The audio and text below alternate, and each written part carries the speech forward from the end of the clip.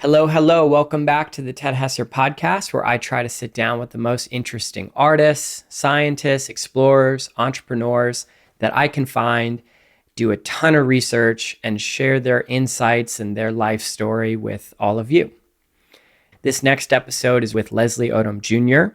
He was the star of Hamilton. He played Aaron Burr in Hamilton and won numerous Tonys and Grammy Awards for his performance there. He played Sam Cooke in One Night in Miami, which was nominated for multiple Oscars, including Best Supporting Actor and Best Original Song. Leslie is just so multifaceted, multi-talented.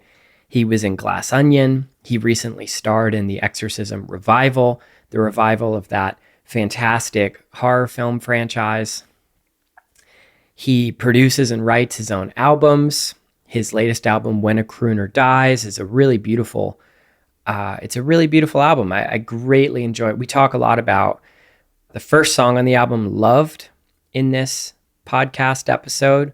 Really, we kind of get into Leslie's philosophy around parenting, around his inner journey, how to love yourself, how to handle conflict through love, how to raise resilient, sentient little citizens of the world through love. Love is a theme. I'll leave it there. I hope you enjoy the episode. Please share it if you find it meaningful. If there's some insights that help you in your life, share it. Share it with friends, share it with loved ones. I hope you enjoy. Cheers.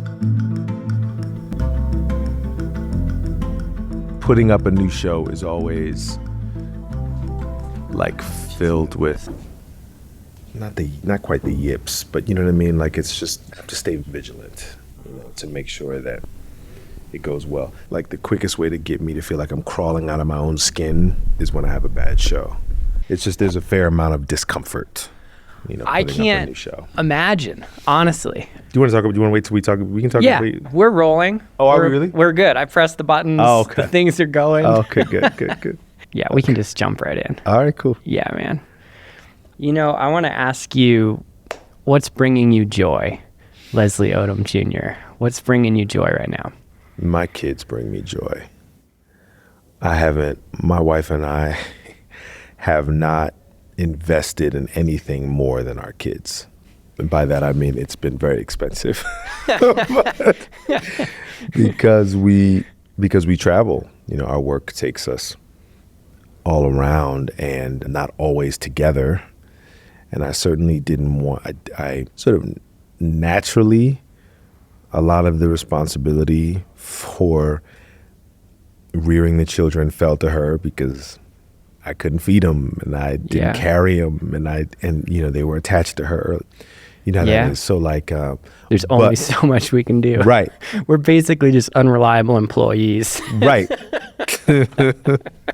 But yeah, like my sense of fairness and justice, I did not want, and for my own preservation, I do not want this woman to feel like she had to give up her life and her dreams to raise, that I shoved some kids in her arm and went off and did my thing because my wife is extraordinary. She's an amazing performer and an actress, and so anyway, that requires the ability to you got to be able to move. You got to be able to move quickly. When you get a job.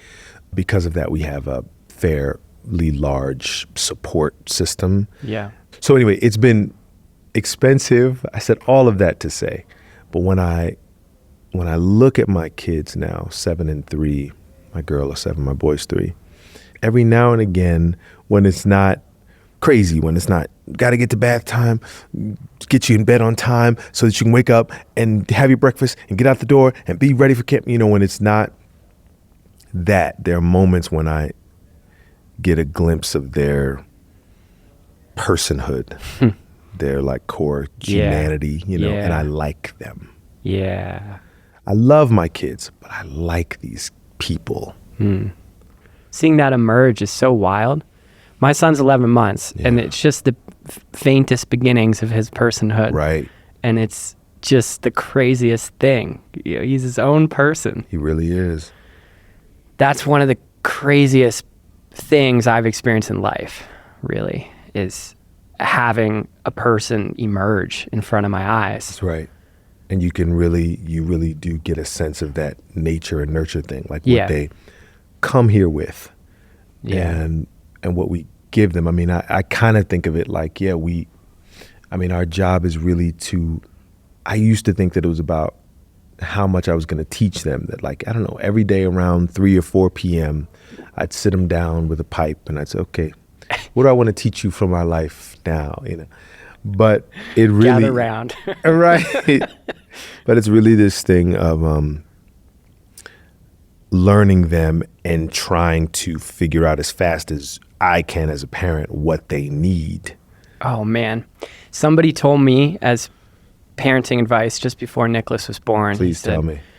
Be the father your son wants and needs, not the father that your father wasn't for you. Whoa.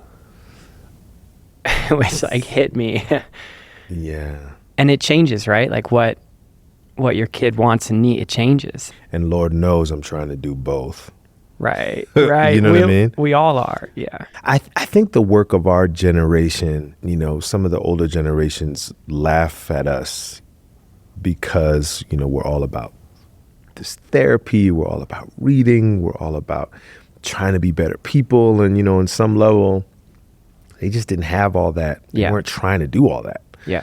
Like, it was just like, so there's this thing that I can feel from the older generation, some people in the older generation of like, just that rolling of the eyes thing. Like, oh, did you learn that from your therapist kind of thing, Yeah.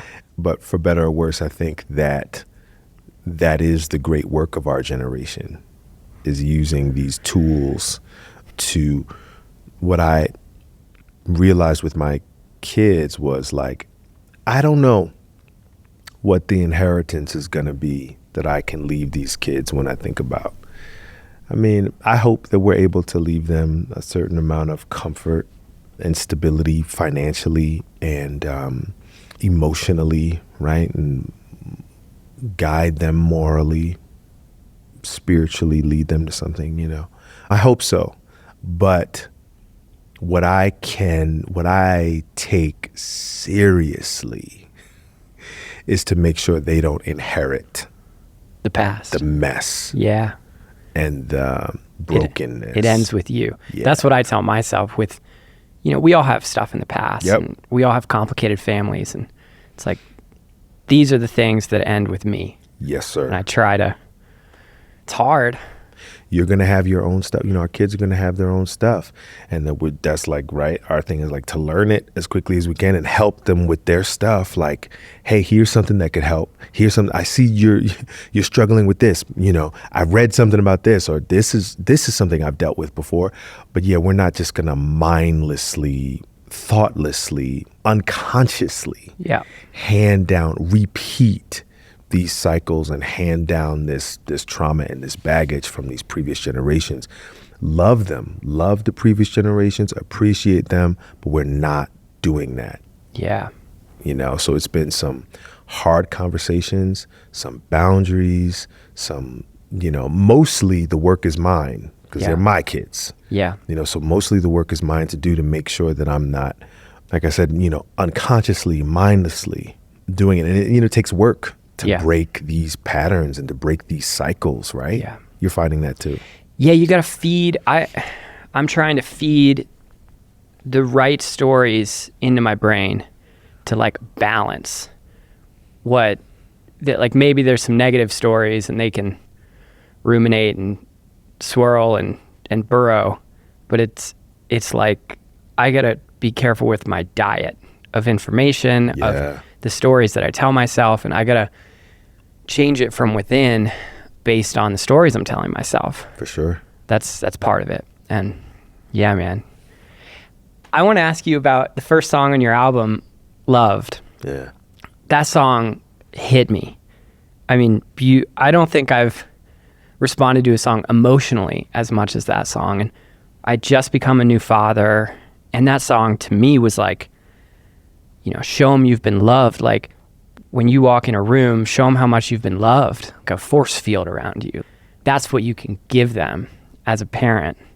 I found that so beautiful, and it really hit at a lot of things that relate to me and my story, but it just was such a beautiful song, man. Thanks, man. What were your thoughts when you were writing it? Like, what were you getting after in that song? I'm sure people interpret it in different ways, and art does that. I had a spiritual experience.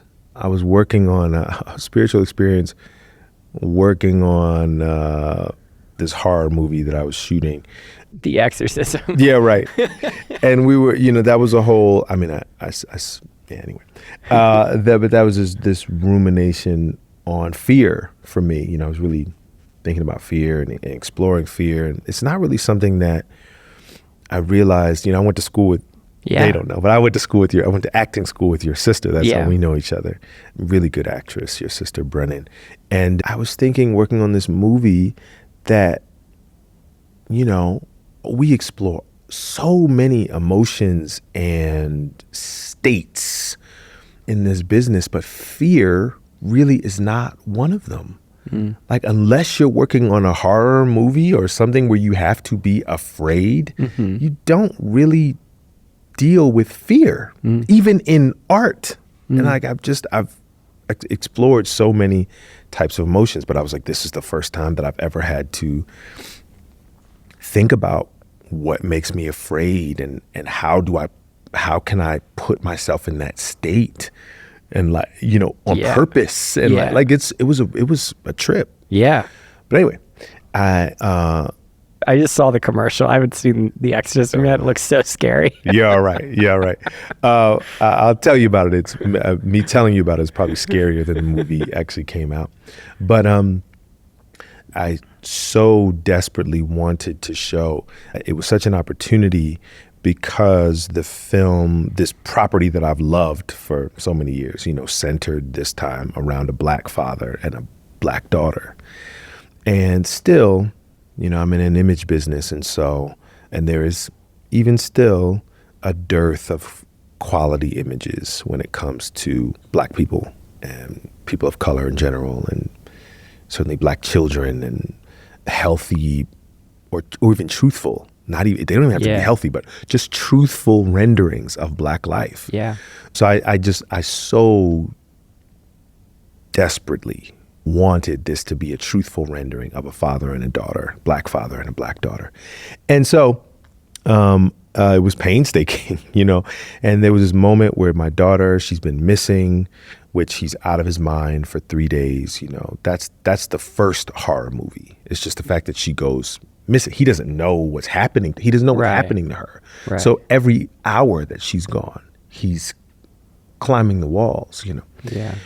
And she comes back, and I'm preparing for the moment where I tuck her into bed. I could get emotional now, but where I'm tucking her into bed after she's home. She hasn't really shared with me where she's been. And I was just thinking about that moment. I was preparing to shoot the scene, and I just broke down in my trailer because we were kind of shooting in order. And so I had gone through the emotional thing of like losing her, and just let my mind go to all those awful places that a parent might go when they lose their kid. That's not an easy place for me to go. It's not a place. My wife is wonderful at it. She's so wonderful at, like, she's this faucet. But for me, like, I gotta like, it is in a cave guarded by a dragon, and the bridge is rickety to get to access the emotions. Yes, bro. Like, to access. You've got walls. Oh, bro. I've got to really, traverse a tricky landscape to get to these honest places. So anyway. Is that because once you reach them, they're potent, they're strong, you're scared by how potent they are? Like, I want them to be strong, I haven't even really, I'm still really getting to them. I mean, I think it's, I know it's because of, my family of origin and the particular cocktail of personality disorder and, circumstances and abuse in that household that made it so, for survival, there's things you shut down. And emotions can be scary. Sure. Well, because if it's not safe, and if it's Yeah. if like this shit it was sometimes chaotic, and anyway. So yeah, and in order to like what I knew as a kid was like, what I knew was that I wanted to be happy. I wanted to be happy. I wasn't seeing enough happiness. Yeah.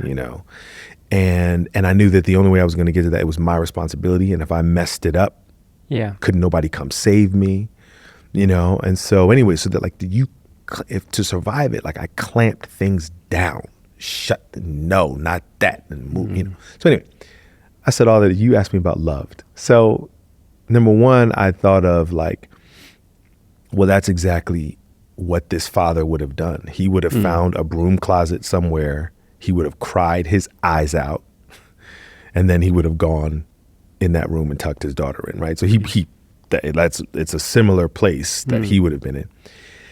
And then I was thinking of, Ted, it's so ridiculous, but your sister would understand. But I was thinking of like, how can I tuck this child in? Like, what is the behavior? What are the ways that I can do this that tell this story? The emotional story. Yeah. How to do it. And without, I felt the presence of inspiration, which I believe comes from the one source, the one God. Yeah. I call him the Christ. You know what I'm saying? Like just that loving presence I felt, understood, and I felt seen. That's where I get my best direction, and my knowing comes from that. You know? And in this experience, right, like when I felt like that knowing, I felt like I could feel the presence of my grandmother in particular. My grandfather too was there. Of my grandmother, and I was like, the question that I was asking, like, how? What do I do? And my grandmother said, show him you've been loved. Oh, wow. Wow. That's what you do. What would we have done? Wow. To think of this legacy. Because when a black man is on the screen, black manhood is on screen. When a black father is on screen, black fatherhood is on screen, and it is being judged and seen and watched. And so that gave me the confidence that I understood. Wow. And it became, just this larger theme for me, because, that's what we want for our kids. We want that. I want my kid, when little Abel, when little Lucy walks out into the world, like if I could sum it up, it would be that. Yeah, that's the North Star. That's it. That emotional core is full and strong and loved. I want people to see, if they don't see anything else, I want them to see that you were valued, you were protected, you were honored at home. Do you think by holding that in your heart, it gives you a chance, as you parent your kids with that North Star, that you're sort of reparenting yourself a little? Yeah, quite possibly. Yes. I mean, not even quite possibly. Yes. Like I allow myself to take those trips of fancy. I allow myself to circle back in that way to little Leslie.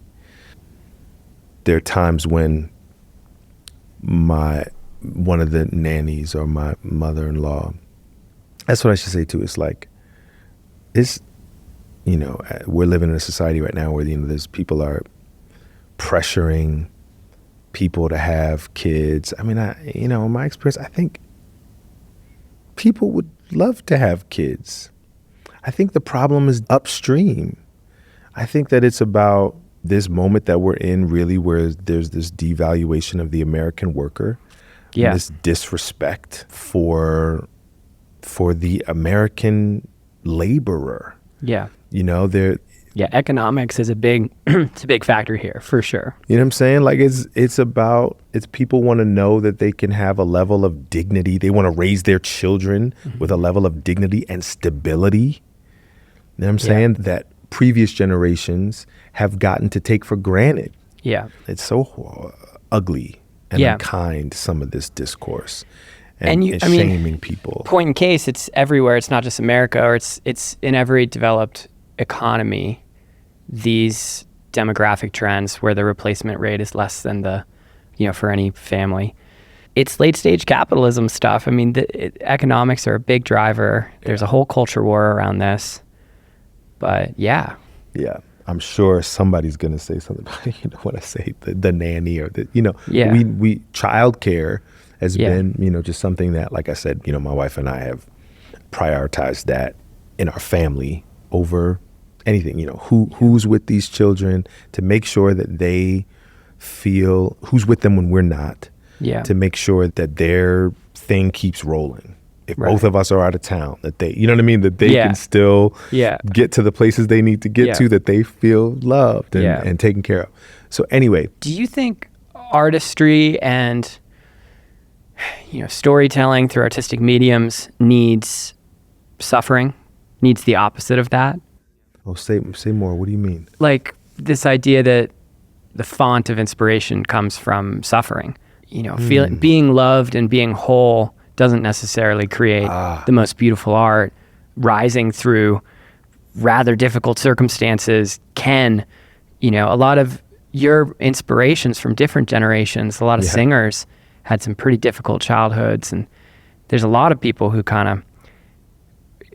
I'm just curious on your thoughts on that as a parent and as an artist, and, preparing your kids to be loved, but also, they're going to look up to you and your success and be like, whoa, like look at what our dad did. And I'm like, what are they going to pull from after? There's a certain amount of trauma and pain that a lot of us. I'm not encouraging you to traumatize your kids, dude. Don't misinterpret. I'm just, no, I hear what you're saying. I think it's a good question, and you know what? I think that the generations behind us are going to answer that question. Yeah. You know what I mean? Like, I think that when we look at how they're changing, there's this discourse right now in the Olympics. I mean, this is going to play later, but this discourse in the Olympics that's happening sort of publicly because the rules about how they can be coached have changed. And there was abuse and just horror, that was happening in some of this training. And yes, it made champions, but this generation, these next generations are being like, let's find a new way to make champions. Yeah. Like, nah, no more of that. Super random. I just did an assignment for Meta where I made Instagram reels with Olympic athletes for these Olympics. Yeah. And I went to India, to Bangalore, to their Olympic training center. They have a few, but this was the biggest one outside Bangalore. And I made a spot with their top badminton player, who's one of their top Olympic athletes. And it was like something more than boarding school, something closer to military academy. Yeah. It was like a crazy, giant facility. Sure. They live there, like they're pumping out Olympic athletes. And it was just so different culturally. Yeah. I mean, I just think that, that is one of the struggles that they're having. Again, in the workplace, people that work with these next generations, people were having to find new language. How do you talk to these people? How do you motivate them? It is changing. And so anyway, I think we're going to see, there are younger comedians that, like, as their generation, what they find funny is different, but there was this belief that we had of like, well, these are the things that make a comedian and these are the things that a comedian can talk about. Yeah, you can't do that no more. Right. You know what I'm saying? Like, so evolution. So like, no, I think that, no, I don't think that the trauma that suffering is a prerequisite. And I think that life is suffering. Yeah. You know what I'm saying? Yeah. So like, the Buddhism thing. Yeah. So like, even like what I found is in those times when I've climbed to a mountaintop, I'm talking to an actual climber, but in those times when after you reach a summit, right? Like, you can decide to stay there, right? Or you can keep climbing. Yeah. And there's a new challenge.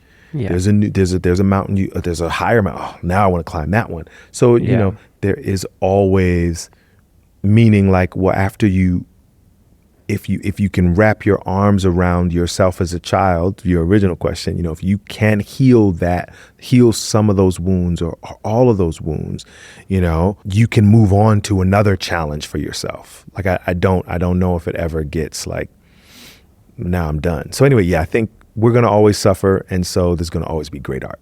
Yeah. Yeah. I love it. Yeah. I think it's so cool, some of the projects you've been involved in, how you've been a part of innovating genres as an artist. Like Hamilton is obviously a great example of this. Like the theater experience was something in people's minds, and Hamilton changed that. It was a really innovative and fresh take on the experience of the theater, the storytelling of the theater, the whole musical pacing and camber and the hip hop style of it all. You're in a lot of different disciplines as an artist. You're in movies. You might one day, no pressure, but get like an EGOT, like you're a Grammy Award winner and Tonys and nominated for Oscars. Do you take things from different disciplines and then bring them to other disciplines, like Alchemy of Performance? And does being so multifaceted allow you different perspectives on the mediums that you're performing in? Oh yeah, I think for sure. I think probably we all do. The alchemy. That's why it's great for a young performer, for a young person, young anything, to just follow all your passions and nurture all the things that you're curious about and that bring you joy.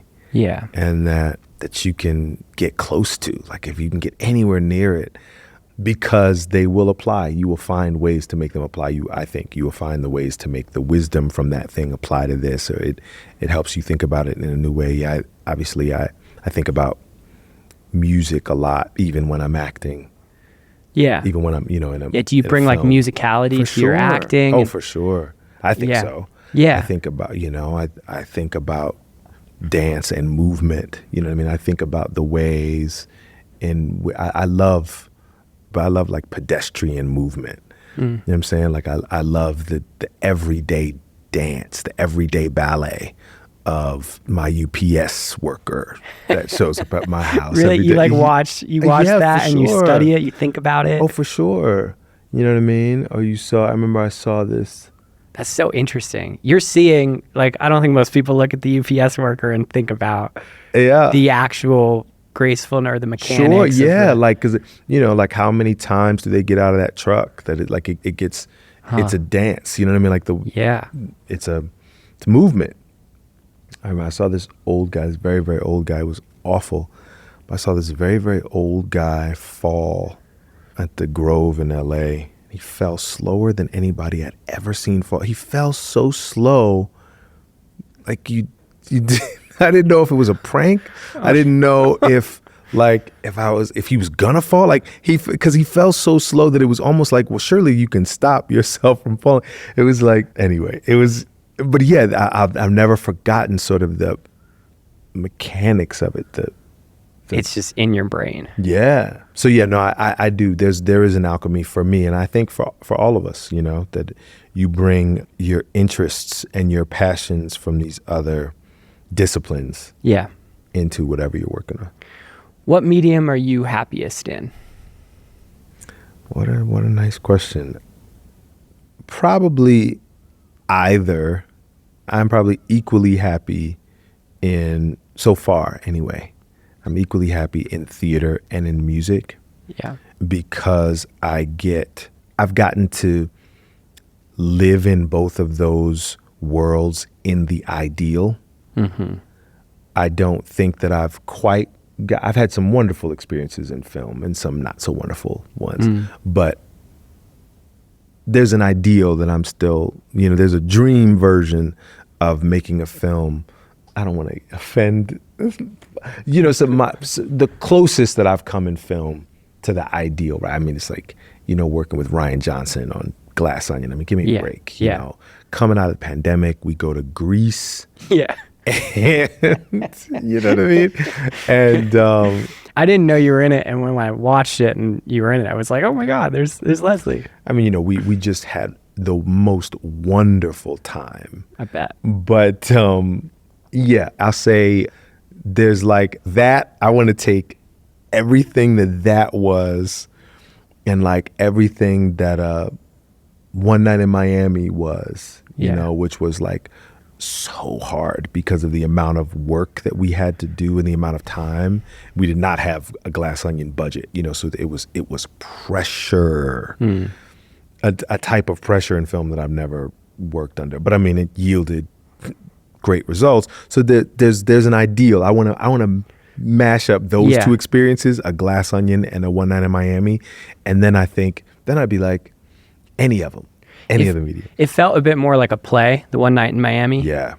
A lot of dialogue in a room, you know, and it was more of the motions and the blocking and the mechanics of a play. Yeah. So yeah, it was kind of like that I got to bring everything that I've learned and that I know of performing in the theater to a film set. But yeah, the Hamilton experience was in so many ways ideal. Pearly Victorious was as well. Pearly Victorious was really just a wonderful experience from the first rehearsal to the last performance. I've never been better. I got to be the artist I've always wanted to be. You know, I got to and work with just the most incredible people with that material. So that, and then with music, you know, with the team that I make these albums with, I mean, I'm just creatively never happier than when we are writing a new album. I mean, my God, those weeks, you know, we write them pretty quickly, a week or 2 weeks. You know, we write, the production takes a much longer time, but those weeks are Ted, I mean. Did you go to Sky Ranch for Yes. it? You went to George Lucas's Sky Ranch to write it? That's that right. sounds so fun. They're heaven. They're heaven to be in joyful creative space with other brilliant people, to be bringing out the best in each other, you know, and to have those resources, you know, to essentially like to have everything you need as an artist for a week. Yeah. With Pearly Victorious, with Hamilton, with One Night in Miami, and more, you tend to pick roles that have a historical importance and relationship to the big question of race in America. That seems to be a pattern in your creative choices. I'm curious if that's your way of engaging with that question, and that's a very intentional act, if it's more serendipity and things just happening, kind of what your mindset is around history, really. And the American dream is really wrapped up in all these characters too. So really, they all have a pretty complicated relationship with the American dream. Yeah. I think it's a little bit of both, right? I think that the choices that I've made tell the world, you know, their message to people, and so, oh, that guy wants to work on things like that, so send him things like that, you know. And when I say no to certain things, that is also a message, you know. I'm trying to, they haven't all worked out like that, believe me. There's some projects you aren't mentioning in there, and thank you. But I'm serious-minded, you know. I'm a serious-minded cat, like, and that doesn't mean that I always want to work on dramas. I'm serious about my comedy. You know, Pearly Victorious was such this, it's funny, glorious example. I mean, my God, what Ossie did. Yeah. Please, if you have not seen Pearly Victorious, go watch it on PBS. We were able to film it, but what Ossie was able to do, that is what I'm trying to do. That he is the blueprint. What Mr. Davis was able to do with the bones of his childhood, growing up in the deeply segregated rural Georgia. Yeah. Segregated rural side. There is pain there, and there's anger, and there's, of course, there's joy and mirth and creativity and ingenuity, and all that stuff is there. But the way he was able to, took him 5 years to write it, but the way he was able to get us to laugh through that pain. What is it that he says? He's trying to laugh America out of segregationism? Is that? Yeah. I mean, he was trying to point to, he says, he just found segregation so ridiculous. Yeah. So he shows, the play shows how ridiculous it, I mean, it really makes. That you and I can't drink out of the same water fountain. Right. That our kids can't go to school together because they're not equal. Yeah. Is, yes, it's evil. Yes, it is. It's also silly. Yeah. It's also dumb. You know what I mean? To take such levity to such a heavy thing. Yeah. So, but yeah, I'm a serious-minded cat in that way. Like I want to work. I want to work on things that are not trivial. Mm-hmm. I hope I want to work on things. I think that people, certainly we deserve to be entertained. And so I don't want to be, I don't want the work to be a drag or to feel like medicine, but I want it to offer us something. To have a message. Yeah, to have leave meaning. us with something. Yeah. What are your thoughts on the American dream? Like, is it about values? Is it about success? Is it about communities? Is it like,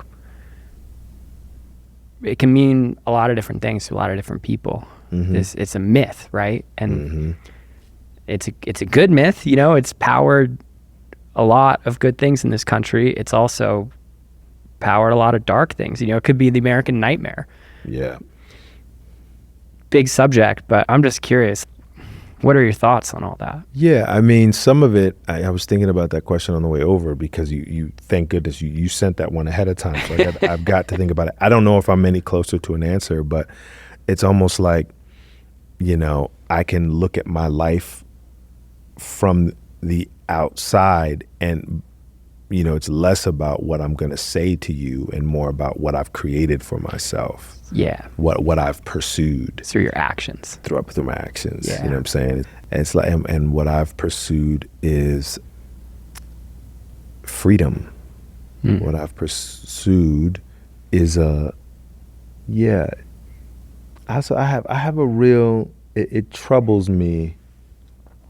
It really bothers me that there are people in our country that are willing to work a 40-hour week, and that is still not enough to live with dignity in some places. That bothers me, man. That's the American nightmare. That's the American nightmare. I think that the American dream, the way it was sold, was that if you were willing to work, you could have your white picket fence. You could have your, if you were willing to go and work a 40-hour week job, whether it was at a factory or whether it was at an ad agency or whether it was, the convenience store owner. But if you were willing to work in this country, it meant that you could have a quality of life. And it doesn't really mean that anymore. And I think that's a big problem. Yeah.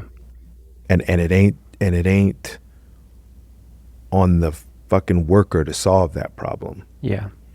There's a spiritual principle, that needs to be really, like when I think about the strikes out in LA that really decimated my industry, but up there was really like, it left people no choice. Yeah. You know what I'm saying? Like, the fact that there is that there needs to be respect for the American worker and a sharing and a value, because not everybody wants your Rolls Royce. Mm-hmm. That's not important to everybody. Not everybody wants the kind of success you want. Yeah. But they want to know that for their contribution that they are remunerated for it. So anyway, that's what I've pursued, a certain amount of stability and freedom. it's been tricky as an artist. Like those first few years as an artist are tricky, you know, to have that. But when I got to LA, the mentors that I saw looked like me. You know, they were black men whose names you might not know. I doubt you would know. Yeah. But I've heard you mention a number of different I know mentors. you might because of your research. Yeah, you would. But no, I looked people up because I'm like, I don't know these. Right. Yeah. So it was guys who, you know, I pulled up in front of their house and they had a couple of kids and they had a life and they built it in this business, you know what I'm saying? Yeah. Like they were, of course, Denzel Washington and Sam Jackson and Don Cheadle are going to have that. Of course, you expect that, but not. I couldn't guarantee you that I was going to be one of those guys. And so, Anyway, that's the American dream. If an American worker is willing to work 40 hours a week, they should be able to provide for themselves. Yeah. I think you were saying you show this through your actions, not through your time. I think the roles you play, like the One Night in Miami, Sam Cooke's whole inner dynamic around how he participates in the civil rights movement. Yeah. And like Malcolm X's admonitions to him, like that's what that's all about. Like you playing that role, what that whole film is about. I don't know. To me, it seemed like you're making your art, your voice in this big question. I realized, I mean, what a thing we all lived through, man, that the collective trauma of that pandemic, you know, what a thing. We're still somewhat living in it. I mean. Yeah. But I mean, you know, I didn't know in the middle of that if we'd ever, you know, I have a show tonight. I'm here because I have a show tonight in Utah. I didn't know if we would ever gather together in public space again without gas masks. Yeah. Or like, is the theater done? Right. Is our concerts over, it's bro? all in person. Yeah. You know what I mean? Like, you're like, it's my whole career. Like, what am I going to do? And a lot of things pivoted to online. You know, we did what we do. We adapted. We you know what I mean? Like we did what human beings do. We survived. The birthday parties on Zoom were kind of beautiful, like that. You know, that happy birthday at the end that everybody's singing in a different cadence and a different rhythm because the Wi-Fi doesn't sync up. So we did it, but I realized in that time that even then, even while I was stuck at home, you know, that the best way for me is sometimes it takes longer. I might miss the little shot of whatever that you get in your brain when you get to post something right away. You see something and you post something. Yeah. Like, anyway, the greatest contribution that I could leave is not in my Twitter feed, you know, or my Instagram feed. Like I'm supposed to make work about it. I'm supposed to make songs. I'm supposed to make theater. I'm supposed to make movies. Yeah. That last, that have a durableness to them. That are about the things that I care about. So that's, you know, not all of us are called to, I don't know. I think I've said it, but there's sort of a trick. There's sort of a lie. You know what I mean? That we're being told that like, that all of us are supposed to have the same gifts in the same place because we're all kind of just being funneled to the same place, especially in the digital space, you know, and we have different gifts and different. Yeah. It feels like we're all supposed to care the same amount about the same things at the same times. Right.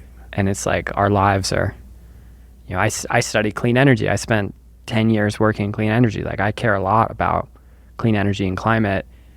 And there's big issues in the world that I just don't know that much about. Right. And like, I don't feel like that's for me. Right. Because that's just not the life I've lived. Right. But like, that should be okay. You know, it shouldn't. It is okay. You know, it is okay, but online, it's like, I know, right? Right, exactly. Online, it's like you got to be an expert about everything. Everything. 5 minutes after it happens. Right, you know what I'm saying? So I love the memes. Like now, I'm a Russian military analyst, and like for sure, you know what I mean. And so anyway, just like turning the temperature down on all that stuff. So my output, my rhythm, you know, I had to accept like it might be slower, it might take longer. Mm-hmm. But when I can be connected to a work like Pearly Victorious, a show that took him 5 years to write and then 6 decades to be revived, and it comes out and it meets the moment again, even more, like that's the value of it. Yeah. That's not a tweet. Yeah. Wow. It took him 5 years to write it. Yeah. And then 62, 63 years, we went into the vault, got it out, put it up on Broadway, and people were like, oh my God. You know, I mean, that's a real service. Do you think theater can have that quality because it's that timeless quality because it's a living medium? It's a living, breathing medium. It's, every performance is its own living animal for that period of time, whereas film is like encapsulated. It's like fixed. You make the film, it's edited together. The way people acted and the music and everything is just, it's baked. Right. Yeah, in part, yes, that theater is adaptive. It shape shifts for the time that it's in, for its time. You see a doll's house 20 years, you see a doll's house right now, and then you see a doll's house in 20 years. It's a different production. It stars different people. It's made for a different time. I'm moving like this. Sorry. I'm trying to show like how it moves. It's a shapeshifter, and the productions are different, and the audio, and then it does that from night to night. It's kind of wraps itself around the room in a different way, night to night. So yeah, theater is, and it's meant to be that. It is an ephemeral thing. I mean, it's the very rare theater production that gets filmed, that gets memorialized in that way. And I don't even know how good it is. I'm so glad for the ones that happens, but it's in a way, that ends up being not a lie, but it's not the whole story. Yeah.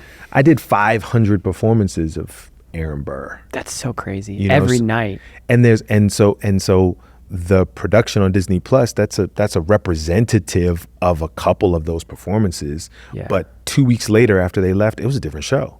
Yeah. Pearly Victorious, they came for a few days and recorded a few shows and got it, but the best show that we did, the best show of my entire life, was the final performance. Really? That the only people that saw it were the people that were there, Wow. So those, even when they show up on television or on our phones or whatever, or iPads, God, we can't be watching movies on our phones, but when they show up on our, what about like VR? Like you put on your headset, that works and too. And like be in the theater.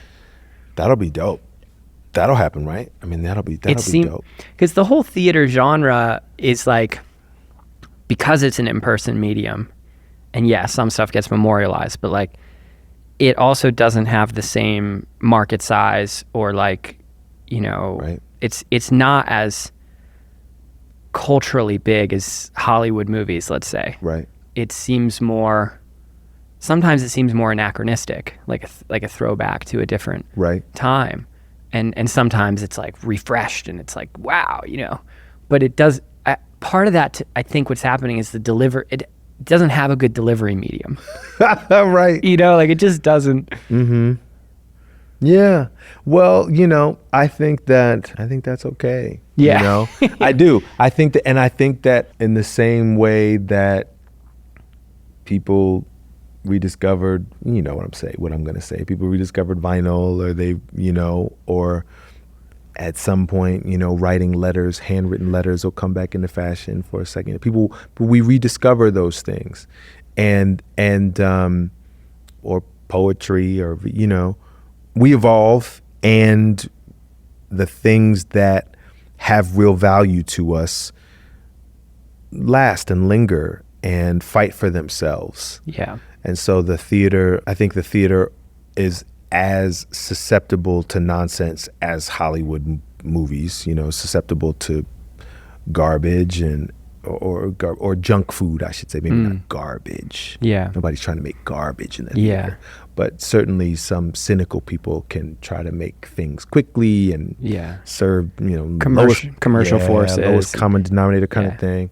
Forgive me for the garbage. That's harsh.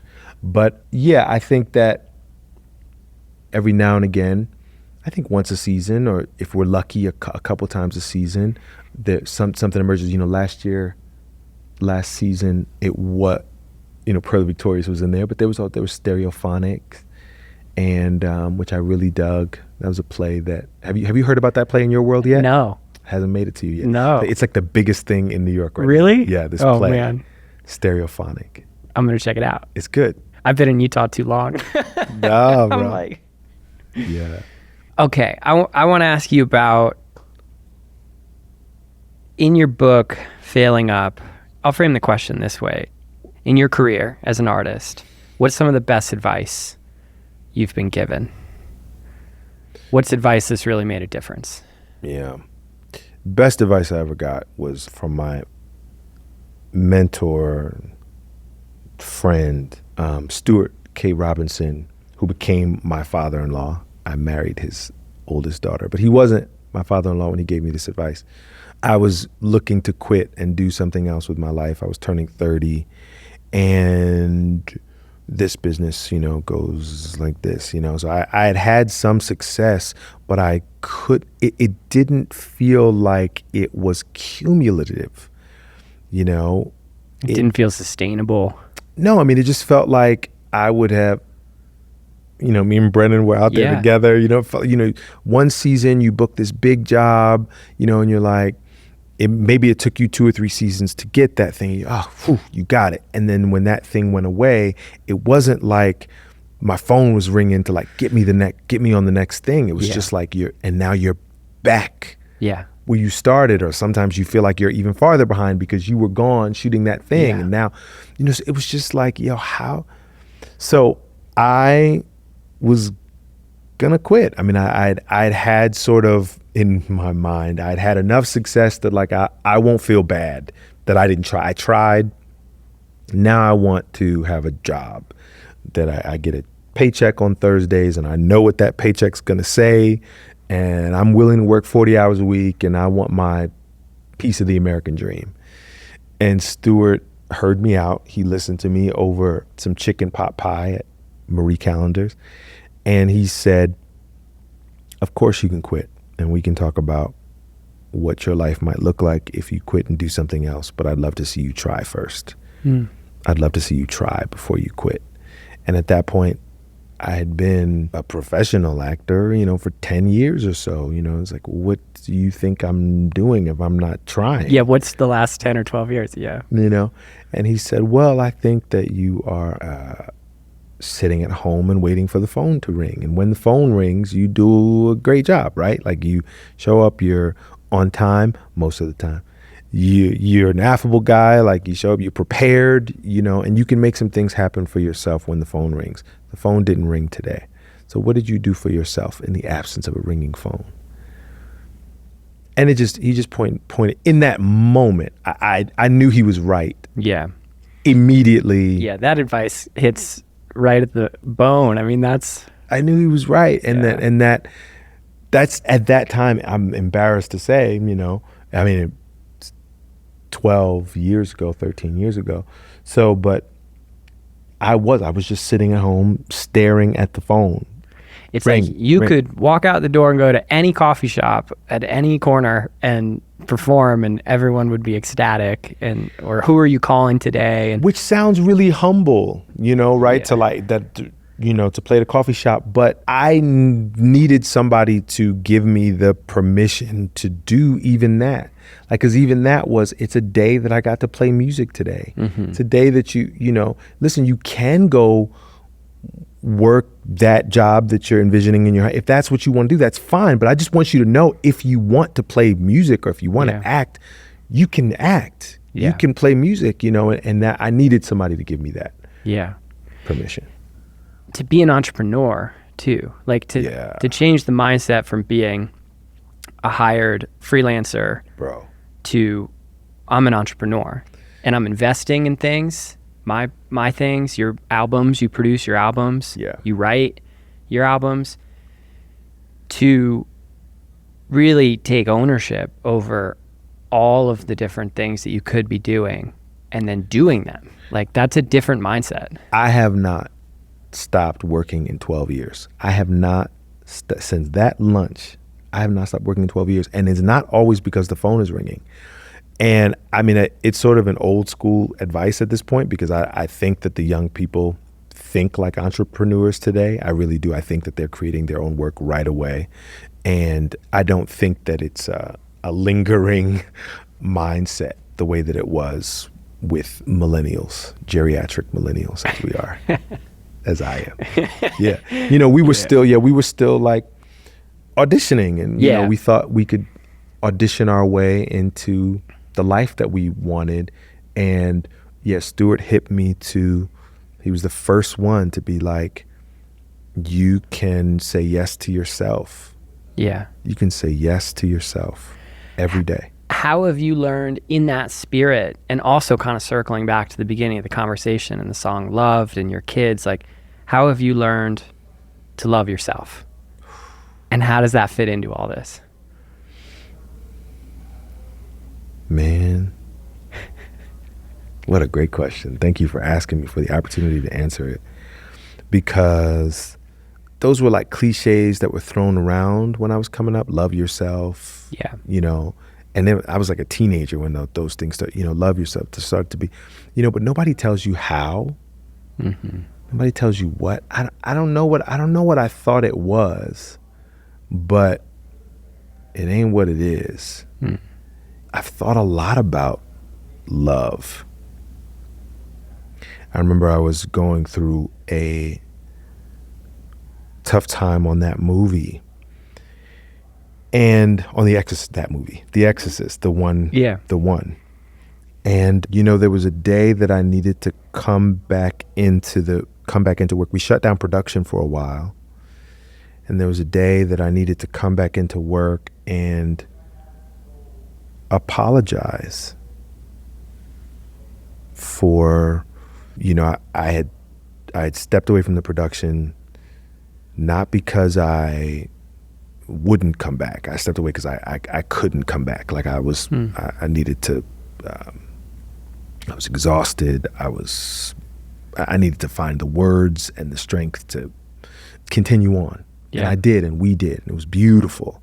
But the separation was tough. Yeah. And I needed to come back, and I needed to apologize to some people. And there were some people that I was quite angry at in that moment.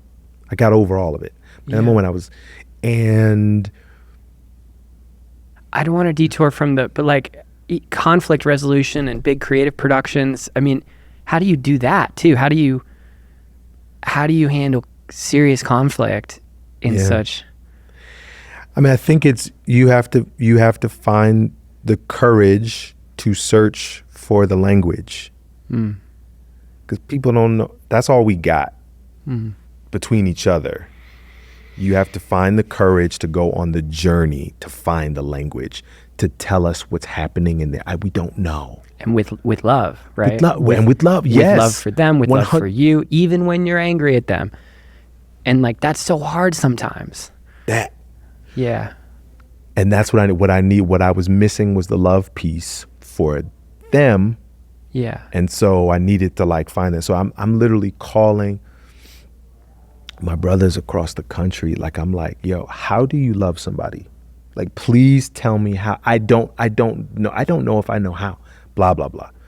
How you love somebody. One thing, another mentor of mine, Ren Brown, you know, he says, he gave me the best wisdom on love I've ever gotten. And he says, a lot of times, because the people that we love in our lives, our wives, our children, our friends, a lot of times when we're doing love, it comes with a feeling. And so we associate love with a feeling. But he reminded me, you can do love regardless of how you feel. Wow. Love is something that you do. What is love? What is it? I had this discussion with my wife the other night. Like, no, but what is it though? And then everybody can define it for themselves. Yeah. But for us, it is commitment. It is respect. What the Bible says is patient. It's kind. Yeah. It is slow to take offense. It is there is a substance to it, and it is something that you can do regardless of how you feel. Has your faith been a roadmap in this sense? I mean, religion's important to you, as I understand it. Well, yeah, I mean, God is important to me. Religion. Yeah. How do you? Religion, Yeah. I mean, I have a religion, Yeah. I have a faith, but You grew up singing in the church. I did, yeah. Yeah, and it's like a part of your... Yeah. I have religion and I have a faith, but yeah, God is important to me, and I'll say that there are times when problematically, interestingly enough, I can feel the Holy Spirit. I can feel Christ energy more right outside the church than within it. Why is that? Wow.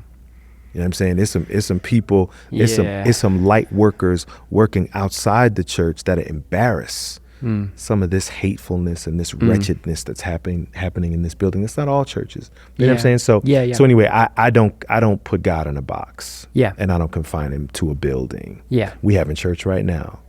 So yeah, no, God is important to me. But yeah, and it seems like the parts of Christianity or other religions that I don't practice religion, but that part of it, the roadmap to how do you love, or the roadmap to how do you behave gracefully in the world, towards yourself, towards others. I think religion's pretty good at those things, like really good.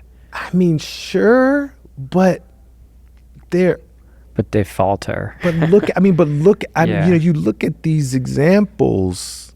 Yeah. Some of our most public examples are some of the worst behaviors. Yeah. Right. Where's the God in that? Where's the Christ in that? Some of what I see is anti-Christ. Yeah.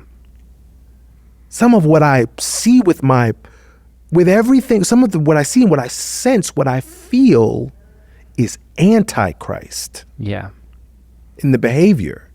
And so I'm gonna leave that there. Yeah. But for me, how I learned to love, to make it real simple, is, for men, for Black men, it looks like putting myself on the list every day. I found a way. It was a practice.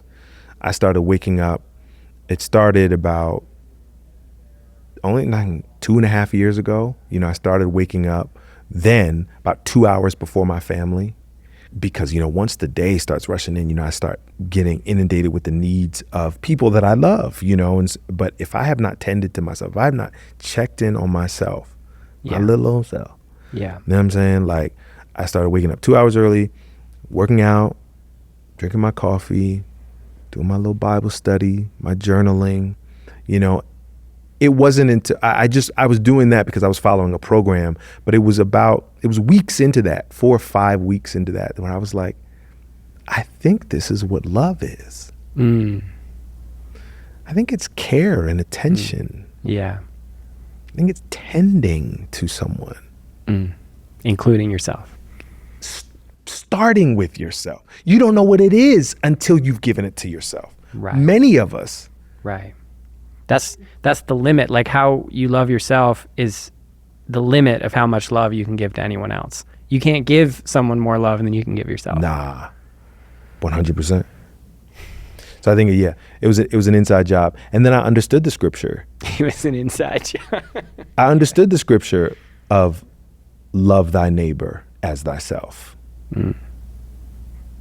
Love thy neighbor as thyself. You can't begin to love your neighbor. What I understood was many of us are loving our neighbors as we love ourselves. Right.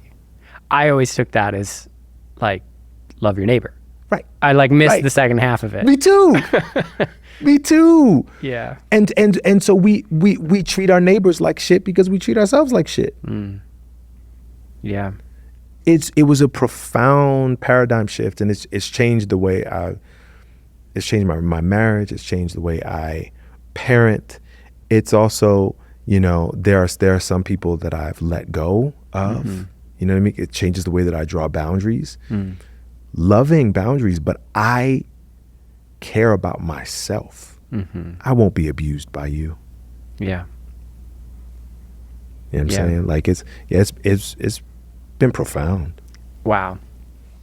I mean, between that and the what have you done today, like there's so much within that creates the sort of infrastructure of health and happiness and doing.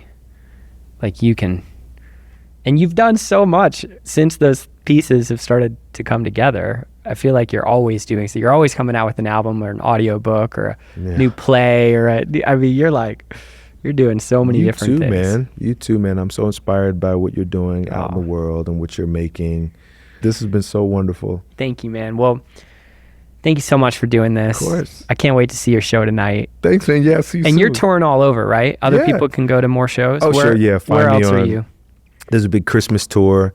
We'll be out. The Christmas albums that we've put out have been, they've done better than any other music we've made, because it's perennial and people kind of, they play them every year, but new people discover them every year. So we have a Christmas tour this year, and there's always something. So follow me. I'm easy to find. Yeah, cool. Leslie, thank you so much. Thanks, Ted. Yeah, cheers.